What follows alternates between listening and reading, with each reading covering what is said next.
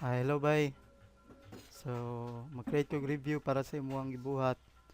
So, kani siya mo ni siyang original nga design. Then, ang imong output is kani. So, first, i-describe na ko imong output.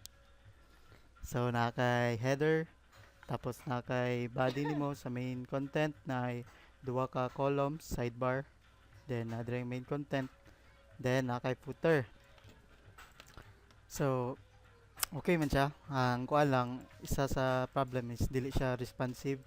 So, kung mag-solve ko responsive, pag i-resize na ko ang kuan, ang screen, dapat medyo mag-compress pod.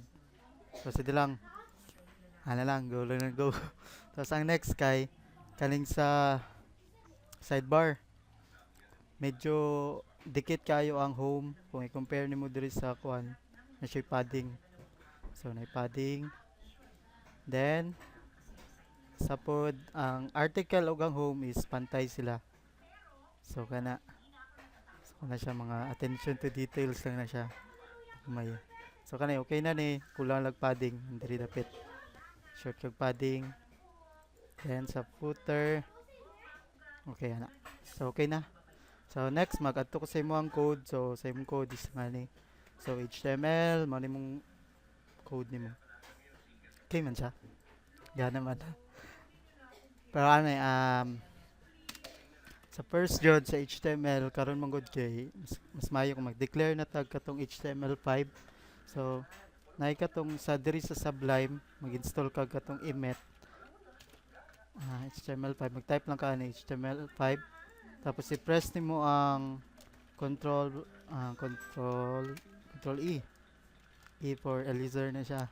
So ana na siya na control E nimo. So magawas na siya ang kuan kani.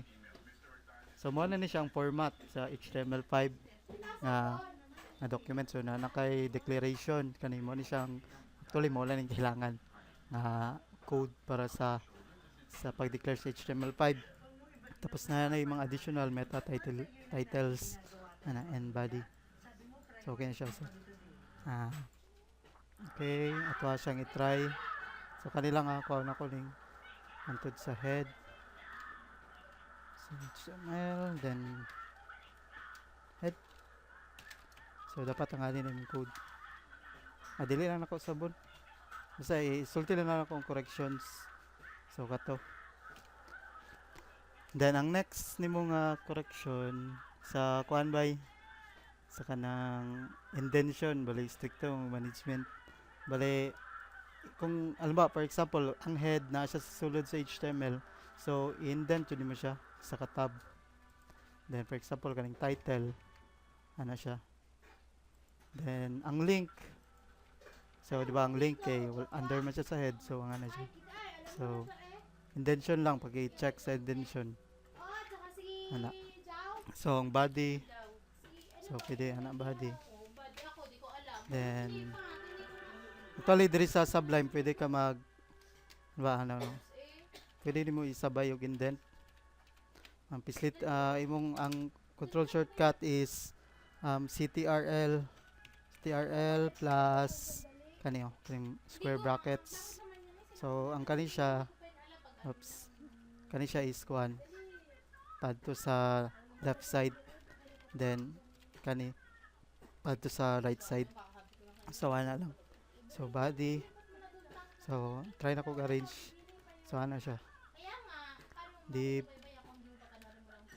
so ano siya so kuan ang ako stricto jud kuan by arrangement kaning intention kay makatabang mong gud siya sa imo kanang susunod ba para mag-code ka kanang limpyo tanaw nimong codes then ang isa pod ang spacing for example kani space mga one space lang taga division for example diri so ana so i-indent ato so ana then ana okay tapos L LI na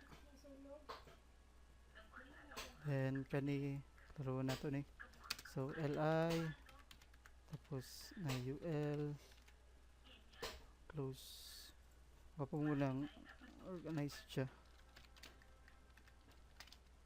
So nga na. So mana na siya. Tapos ang spacing, kasi mong spacing. So nga na. Okay naman eh. Yan ang nga ni. Then pwede po ka mag-add of comments para di ka mawala. For example ka so add ka comments, ending. So sa ending. So left knob. Left underscore knob. So nga na. Then para mabalaan mo ang kuan structure jud. Mo jud na siya dapat i-align jud. So ana. Okay, so kana siya ikaw na lang fix ana. Then footer. Okay po lang footer. So nakay content. So ang wrapper nimo kasi yung girap ani. So para sa ani lisod ka mag-trace basta wala na tarong og indent. So mo ni siya. Mo ni end sa mong wrapper. Ang wrapper.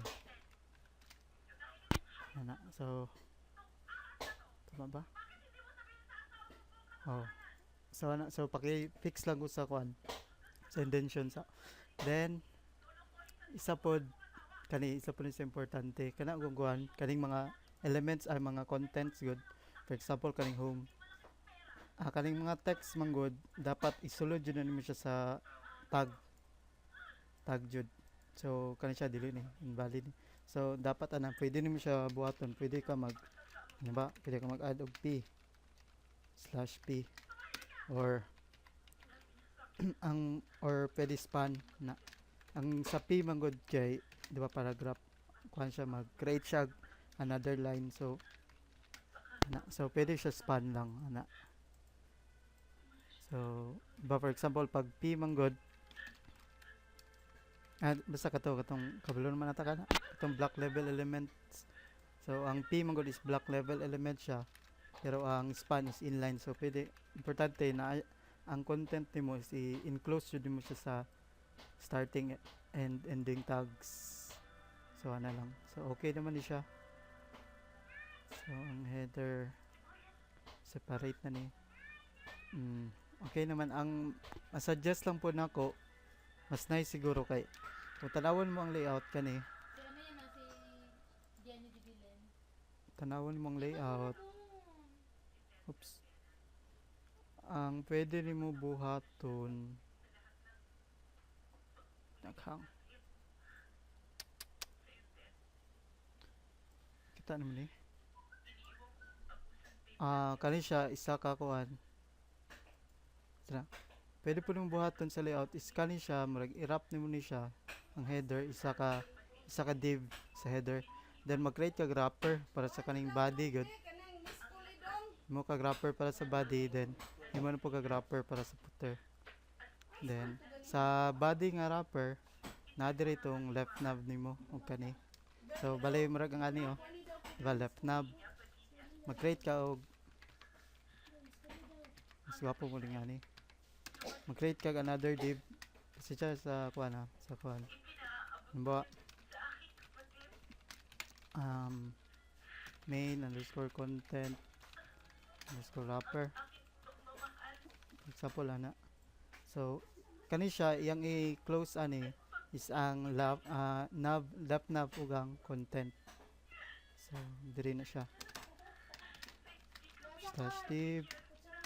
So ana siya. So and main content wrapper. So nga na. So nga na siya. So mo na siya ang kuan, mala ni siya. So ipasa lang sa kuha pag muhumanan mo. So kana lang. So thank you.